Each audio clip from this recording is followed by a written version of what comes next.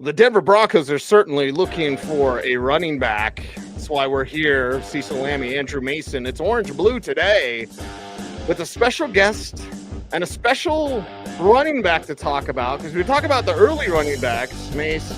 We're going to talk about a late running back today.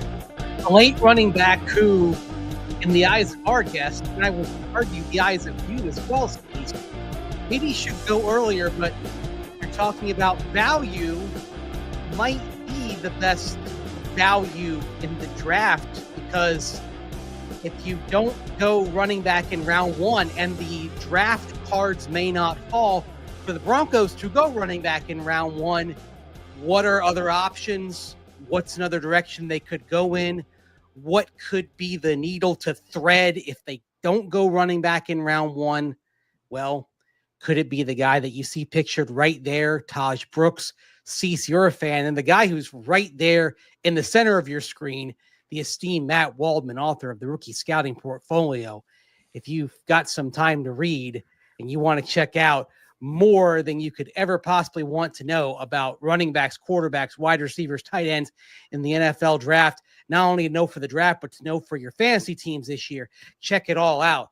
But that was the first thing that jumped out when I dove into this. Is the thing I like about one of the things I always love about your stuff, Matt, is you don't follow consensus. You make your own evaluations.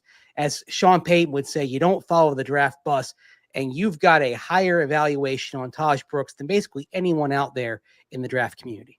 Yeah, because that draft bus is going to stop at a destination later on. I know where it's going to stop. I can find out where everybody files out and where they're going, and then we can do the evaluations from there. But at this stage of the game, I'm not trying to look at any type of risk management or follow and ask people how to cover the draft. And there's nothing wrong with that. We all want to know these things. And it's very important. And there are a lot of people who do that as a service, but it's more fun for me to be able to go, if we take away all that stuff and just look at what's going on the field, who looks good, and that way you're really having a clean evaluation and you're learning faster rather than wondering, well, was it a character issue? Was it that this guy just didn't impress in a meeting, or was, what kind of weird things? And, if you're a Browns fan like I was, it could just be that your owner is just absolutely off his rocker, and so you have no idea, you have no idea where these people are coming from. But Tahj Brooks, I mean, watching him last summer, I was, I don't follow narratives a lot. So last summer, after I was watching him heading into the season, I thought this is going to be a guy people are going to be talking about him. He had 1,300 yards heading into 2024. And I just loved what I saw in his game, even at a listed weight of 230.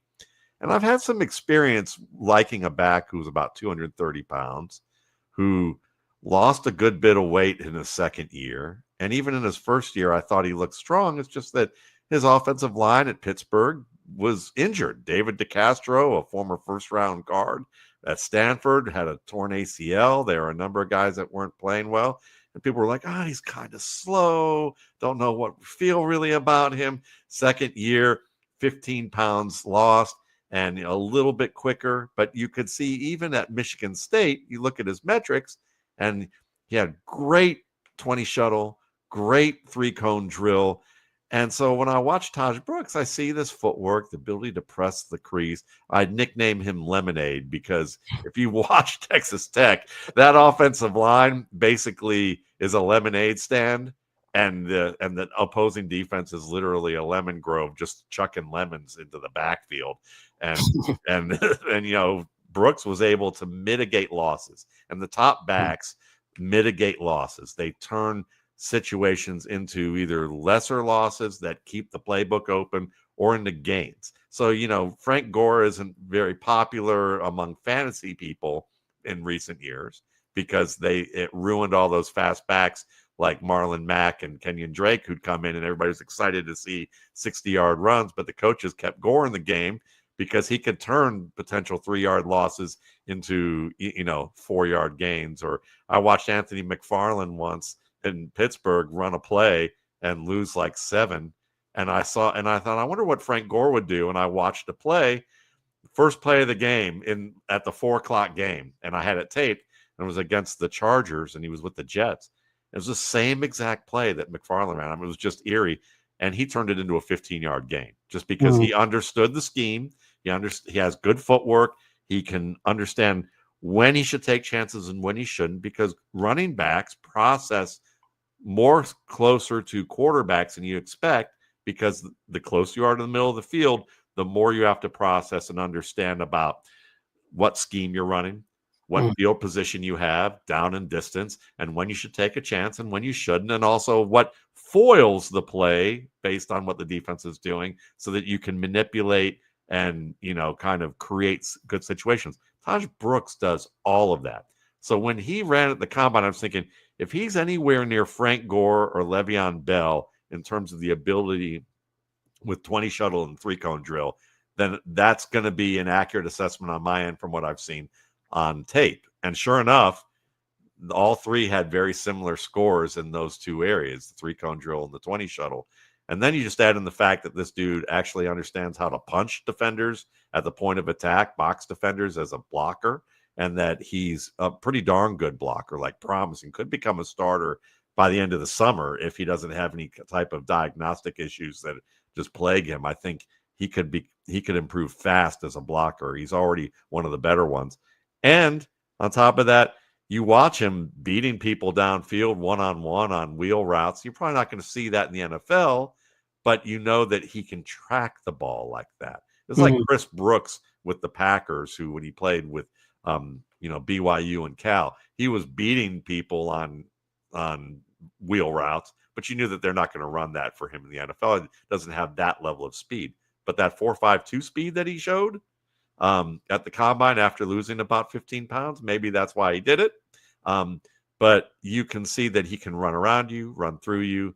Excellent contact balance. One of the better contact balance backs that I track. I track metrics for contact balance because there are a lot of services that do that, but someone who used to manage this type of stuff on a broad level, you understand that sometimes people who are doing this are entry-level employees who may not have gotten the training, and they count something like Saquon Barkley getting someone slapping his thigh pad at Penn State and getting 75 yards for a touchdown and saying that's just as good, if not better, because of the yards after contact he got, than Nick Chubb basically getting hit in the chest by a defensive tackle in the backfield and still turning that gain into a 7-yard play. I'll take that 7-yard play over the 75 thigh pad slap, as a more valuable display of contact balance. So when you look at a guy like Tahj Brooks, he had legit contact balance in addition to everything else. So,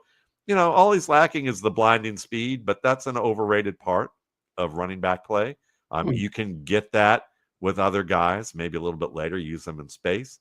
But, when you look at Brooks overall, he compares himself to Josh Jacobs, kind of withers at the idea of being compared to Le'Veon Bell. But that's because I think he's thinking off the field more than he's thinking on the field. Yeah. And when you look at so I think of Le'Veon Bell right now. And I'll interject Matt and say, like, back in the day, Mace, it was me and Matt arguing about Le'Veon Bell because I was like, he's sluggish. Yeah. And then he lost the weight and he wasn't as sluggish. And correct me if I'm wrong, Matt, but you've talked to Tahj Brooks about the Le'Veon Bell comparison. No, I haven't. But I've seen it. I've seen Okay. someone else ask about it, and he just cringed and said no. And he said, I think of myself more as Josh Jacobs. And I go, oh, Frank Gore acolyte. That's fine. Okay, well, then I'll ask you this about Tahj Brooks as we continue the conversation. And Matt Waldman, author of the Rookie Scouting Portfolio. I was on air, Matt, on April 1st, which is not only April Fool's Day, but it's RSP Day. And we celebrate every single year. And so I told my co-host on the radio, I said, it's over 1,200 pages about skill position players. And he said, who would read 1,200 pages on skill position players? And I said, NFL teams. Yeah. So if you want to do that, like an NFL team, you get the Rookie Scouting Portfolio. But let's talk Tahj position Brooks coaches with Sean too, Payton. I would say that. Yeah. Okay, let's talk Tahj Brooks with Sean Payton. You like Brooks. You have an appreciation for Payton. What's that fit like? And what could that look like as Sean Payton's looking to find his ever elusive joker at the running back position? Yeah, I don't know if he'd necessarily be that joker, but I would say that I remember a guy by the name of Pierre Thomas who played for, Sean Payton and could kind of do a little bit of everything when you needed him to. He could be that runner out of the backfield. He could also give you that work on screen passes and a little bit as a receiver out of the slot if you needed to motion him out there. And I think he could be that guy easily, and if you like what you see from him as a receiver, with one-on-one routes, which I think that's the area that I would want to see more development with him or more opportunities to see what he could do. That's very possible. I think that for Bell, maybe, I don't know. I would think from a Peyton standpoint, he'd want somebody in that joker role, maybe with a little bit more long speed and maybe a little bit more suddenness. But I think that the acceleration and change of direction skill from Brooks could be a nice element where he could kind of look at that and say, we can do some things with him outside of just running the football. Okay, so for that joker type of back, who do you like? So I know you wrote of Brashard Smith being one of the more underrated backs in this year's class, but also somebody who is somebody who's a bit of a project. But as far as a joker specific type of back, who do you think would fit that bill for Sean Payton? Yeah, it's a great question. And I think that for a guy, like Brashard Smith could be a lot of fun there because former wide receiver at Miami, only played a year as a full-time running back, transferring to SMU. And he went from being, just to give you an example of how fast his development has been. I watched him at Miami and thought, you're kind of a half-baked blocker as a wide receiver, which most of them are. And he went from that to like excellent technique, cut blocking defensive ends or middle linebackers in the middle of in the A gaps and B gaps. And I'm like, okay, so you're taking this thing seriously. You finally found what you're supposed to be doing, and you've embraced this stuff. Because when you watch him between the tackles, pretty savvy, good contact balance for his size. I mean, this is a 194-pound guy, and he plays more like he's about 10 to 15 pounds heavier when it comes to contact balance. Good feet, someone that you could probably run some inside zone and off tackle zone with him, but he's a good gap and duo player. He reminds me a little bit of Aaron Jones, in that sense. He's not, what's funny is I would say he's not as good of a receiver as Aaron Jones was at UTEP playing running back, but Aaron Jones was a spectacular pass catcher. Whereas I think Brashard Smith is good. Like you would say, Tyrone Tracy, there's a reason why they made him a running back, and it's that he couldn't catch a cold. But Savion Williams, on the other hand, another running back in this draft or wide receiver mix in this draft, he's a legit wide receiver in terms of if they want him to be. He just happens to have some special traits to possibly be the next Cordero Patterson with a little bit more upside to his game. And then Smith is that guy that you go, probably wouldn't make it as a pro, as a wide receiver, as a future starter, but he might have been able to make it on special teams and been a contributor at that role. So that's good. That's still pretty good for a running back. So yeah, I like him. I think that a very sneaky late round guy that if you just want to get for free, who is probably as a UDFA, who just fell through the cracks, and our buddy Chad Ryder and I both kind of point at each other and go, you like him too? And we're like, yeah, is Mario Anderson Jr. out of Memphis, who was at South Carolina and before that Newberry. He's 5'9", 208. While I compared Ashton Jeanty to D'Angelo Williams and probably the upper end of that comparison, I compare Mario Anderson to probably the lower version, maybe a better version of Devonta Freeman at some point. Someone who can catch, who has more speed than maybe we realize. I mean, I've watched him outrun SEC cornerbacks and defensive backs repeatedly, even though it may not look that way on tape, and they had good angles on him.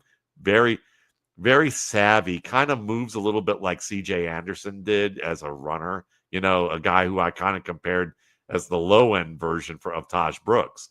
But, that you think about Anderson as a mover and you go, that bowling ball really has like the ability to like slide across that lane pretty well. And I'd say that, Anderson is a low end version of that. But then there's guys like, Trevor Etienne, or Jordan James that are kind of different flavors of what Brashard Smith brings to the table. I think I like Smith the most, but James is probably a little bit better, wiser between the tackles, but not as dynamic, but he can catch. He can do a little bit of everything well, but you may not absolutely fall in love with him. It's kind of a Blake Corum type of thing.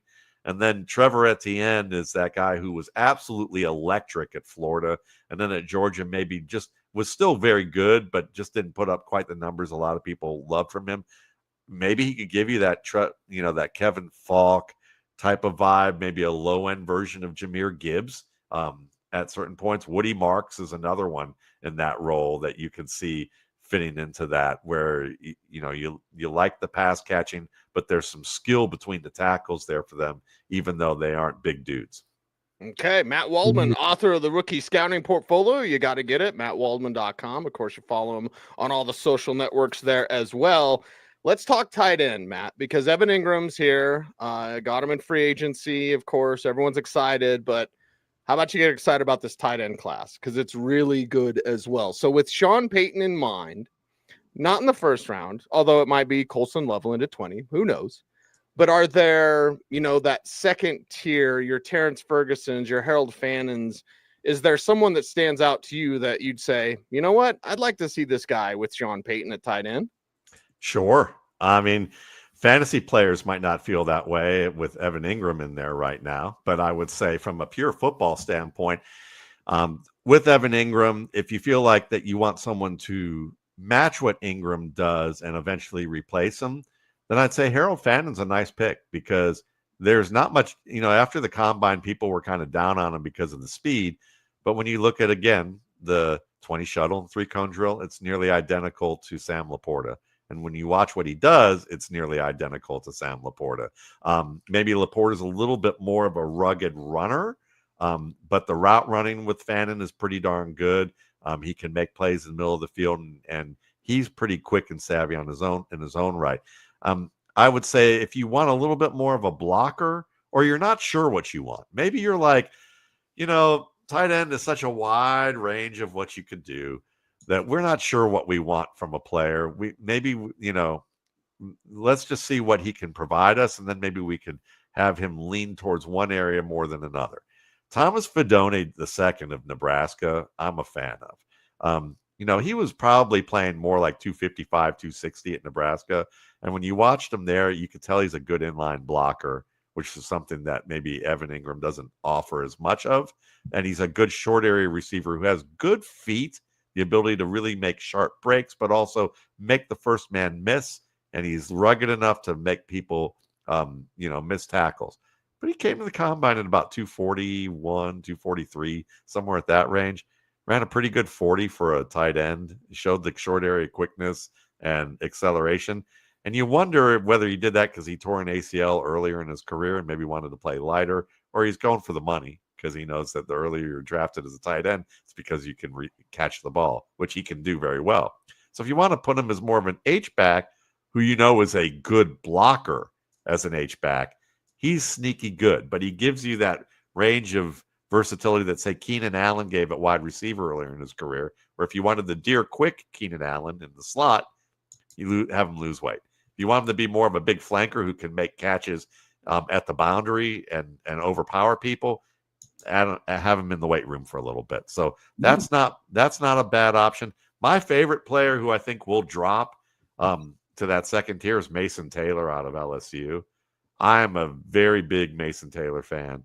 I think that, beside the bloodlines, I mean, how do you, Zach Thomas's sister and Jason Taylor as mom and dad, I mean, that could be pretty good. But really smooth route runner, excellent hands, makes contested plays, tough, and someone who can get yards after the catch. And I think he showed enough as a blocker from my perspective that you want him as more of a move tight end, but he could be your Mark Andrews type of player with better blocking skills. And so I'm a big fan of him. And then maybe later than that, if you're looking for someone who's just completely different, but hope that maybe he can be like the Tyler Kraft of this class with like even more blocking upside and getting at a later rate, is Jackson Hawes from Georgia Tech, the former Yale tight end. This dude is the best blocking tight end in the class. And if he can prove that they've done the workouts with him and say, you know what, his hands are pretty good, we like what he can do there. This is a dude that you could have playing as a complement to Evan Ingram in 2 tight end sets and let him continue to grow as a receiver. And then when Ingram gets out of there, you may not get that big play opportunity from him, but you're going to get him into the flats. You're going to get him to be able to rumble through people. And you know that you're going to have a great ground game as a 6th offensive lineman. You touched on a lot of the tight ends there in your response there. You've got Tyler Warren as tight end 5. So what do you think's missing with Tyler Warren? Well, not much, because, the difference between rankings and scores is that maybe there's one thing that's maybe different that needs to be worked on. So it dropped him a little bit further, but based on fit, if they're in the same tier, he's in the same tier as pretty much my third and fourth guys. He could have easily been my 3rd guy and still have a score that he says, if you want to plug him in a certain role, he could give you starter production and everyone be happy about him and talk about how great he is. I mean, and he's kind of more in that Dallas Clark, maybe upper end of a Tucker Kraft type of role where he can get him in the flats and he can win that way. If you want to use him on screens, he could probably do a little bit of that there. And if you want to isolate him the way maybe the Raiders could have with Michael Mayer in, compressed areas of the field and let him win one-on-one against a man and just like leap over him, he could be great there. But he's like Mike Gesicki in terms of movement. He's that guy that's very mobile with the catch radius, but he looks like he's running in cement when it comes to route running. And then when it comes to blocking, like I know some people I respect greatly for their understanding of like offensive line play, but when I watch Tyler Warren myself, he's a hugger. He's not a puncher. He doesn't always get great position. He's gonna need a little bit of work there to be the blocker that he's billed to be. So that blocking is probably the difference between him being in my 1st tier and being really in the middle of my second, or the upper end of my 2nd tier.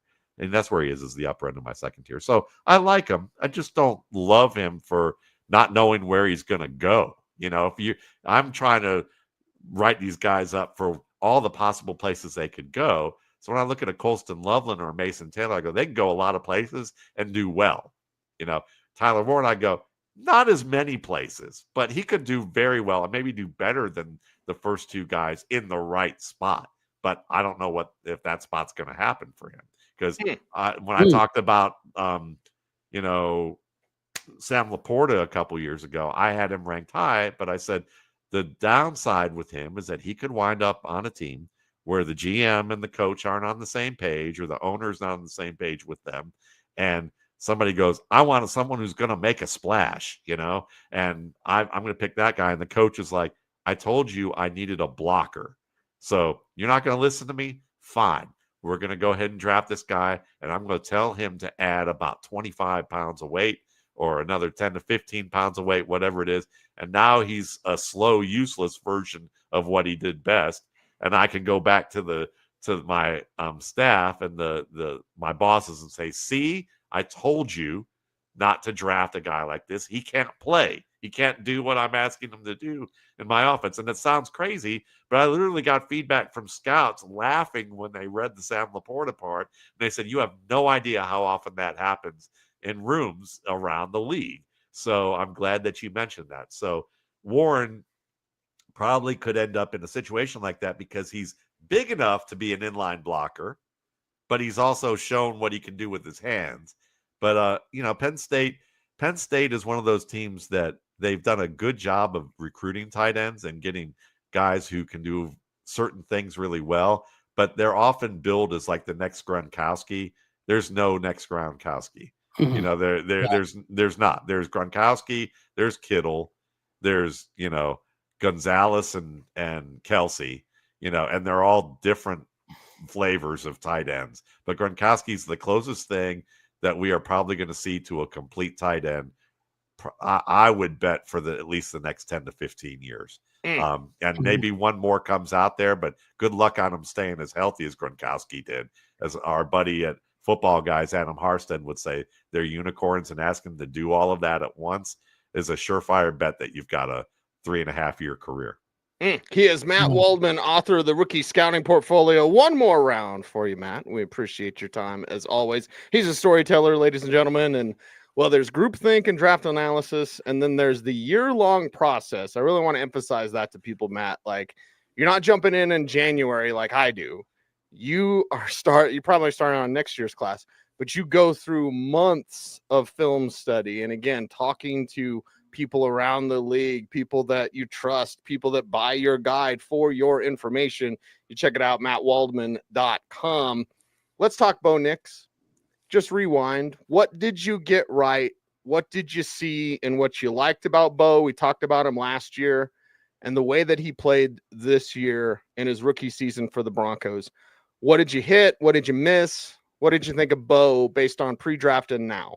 Yeah, I mean, Bo was my quarterback 3 last year. He was my second player in my second tier. You know, I liked Caleb Williams and Michael Penix more.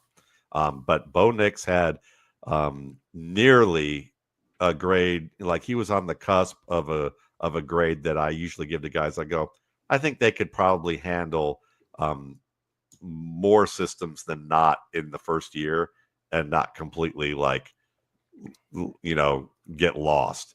And the thing that I liked the most about Bo Nix was that he understood how to manage the game in the red zone and the black zone. He did not try to be a hero in situations where he shouldn't. He understood when to throw a ball away, but he also knew how to create in that realm. And I also liked the athletic ability, but the ability to look for a receiver and throw. Because at Auburn, I kept hearing from colleagues that were like, my nickname for him is Bubble Screen Bo, and that, you know, the Auburn situation was just horrific. I can't get my mind away from that. It was like a horror movie. But then I watched that tape and saw a good decision maker whose receivers didn't do him any favors. He really knew how to play some football, but you know, Auburn, look, you know, I live in Atlanta.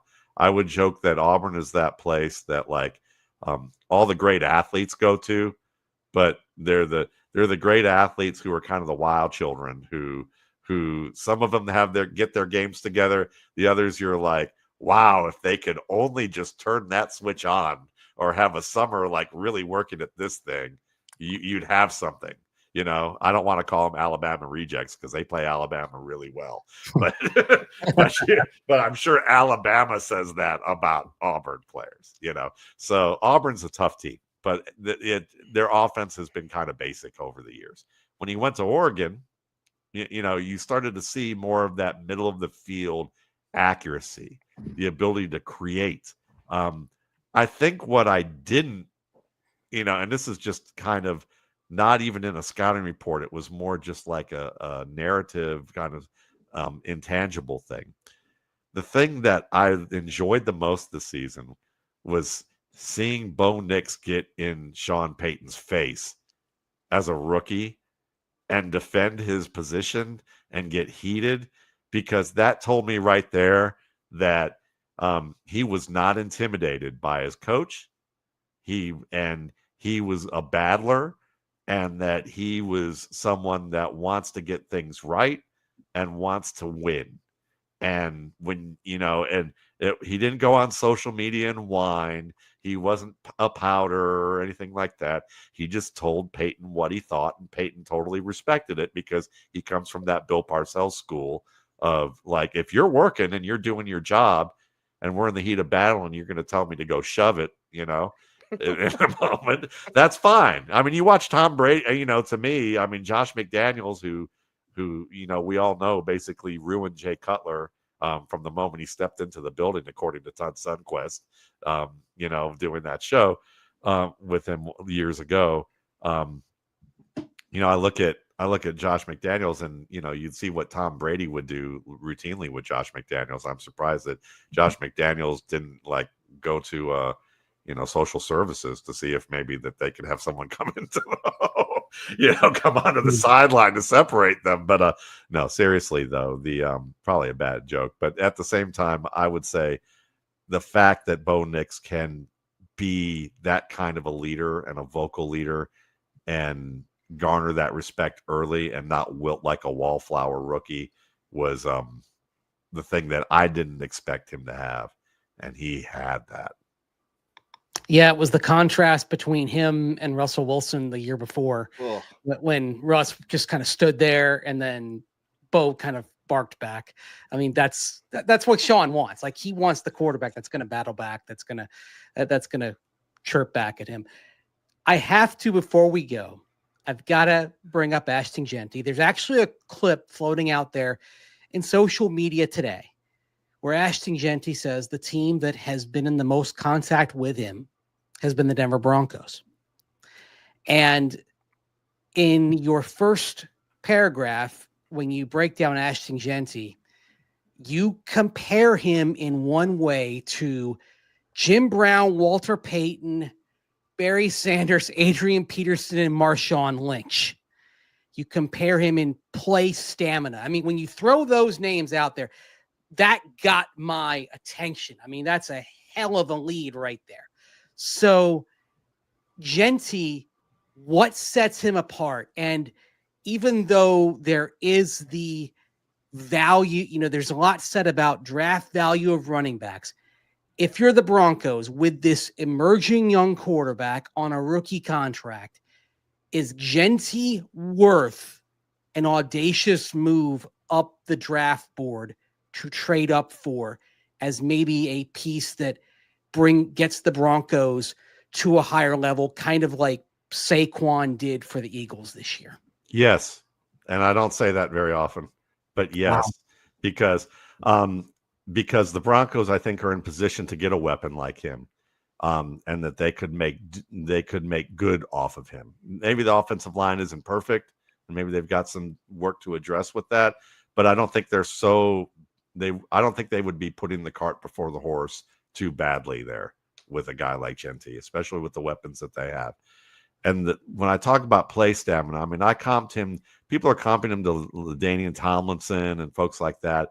And I used D'Angelo Williams for a reason. One is that the body types were much more similar, and the play types were similar because, Cecil knows D'Angelo Williams quite well from back in the day, as well as also just being a Steelers Mace fan. does too, because he was working with the Panthers. I covered him in Carolina. Yep. See, there you go.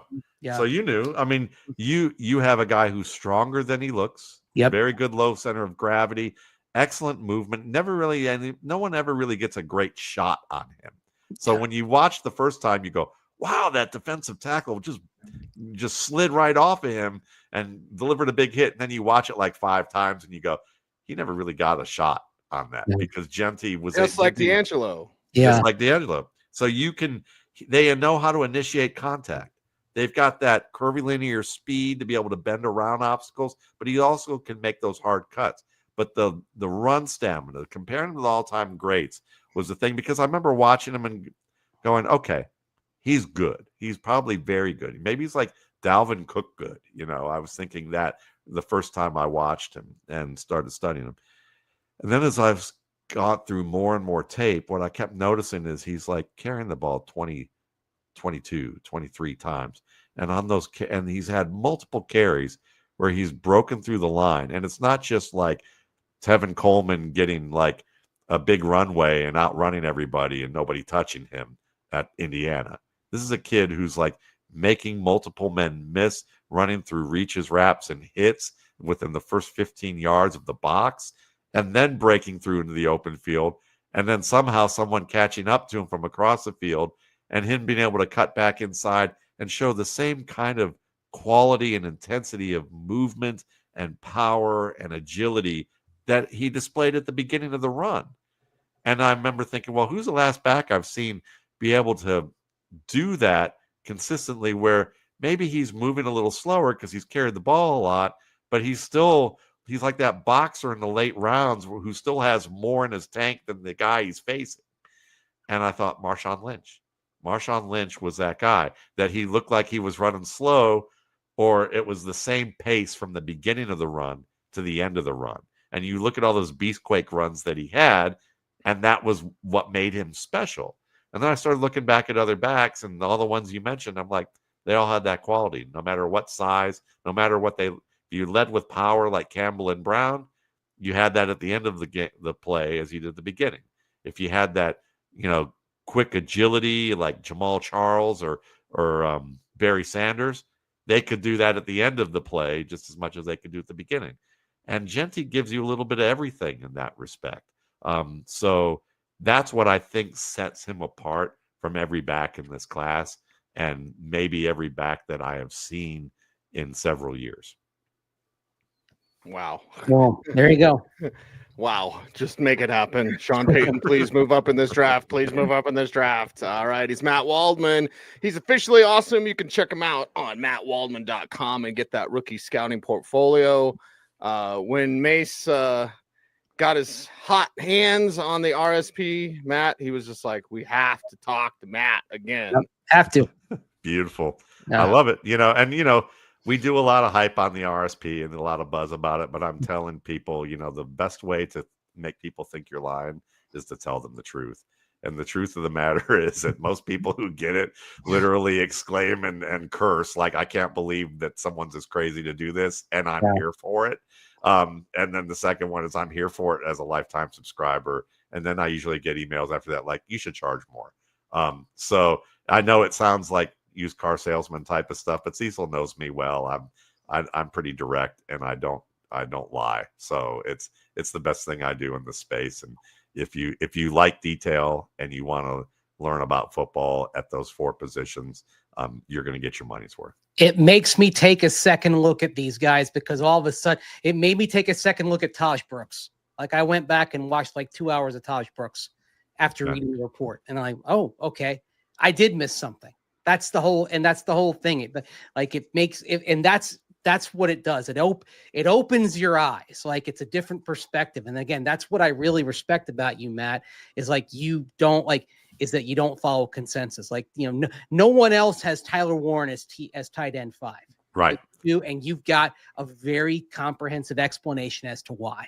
Yeah. And that's what I respect. I appreciate it. And that's the point, because, usually we joke that the first step of the average football fan would have to becoming an RSP subscriber is to think I'm an idiot and I don't know football. I mean, that's the joke. I mean, and that's what happens. And I say, that's fine. I mean, I had plenty of Cleveland fans who thought I was a complete idiot for thinking Nick Chubb was a better running back than Saquon Barkley. And I think, despite the injury, if you don't include the injured years, and don't include Saquon Barkley on Philadelphia, you would have said, cutting into this time last year, you would have said, yeah, Nick Chubb's had a little better career than Saquon Barkley and has looked better overall. And you'd still probably look at it and go, that's not such a bad argument. So those are the types of things that when you go your own path, you get those answers where you go, yeah, I'm going to hear about it from people, but I'm trying to study football talent, not what owners are going to interject to their GMs or what GMs think. And then the scouts go, well, we kind of like this guy, but they don't want him, or whatever, the talking heads say. All that kind of goes out the window. And, I'm certainly going to be wrong plenty of times, but it does give you opportunities to see things differently with a reasoned approach. 20 years of the rookie scouting portfolio. He is Matt Waldman. Matt, we certainly appreciate you. And now, Mace, we're going to do our funky outro. So you're going to be here for it, because, Mace, we need help on YouTube. How can folks help us out?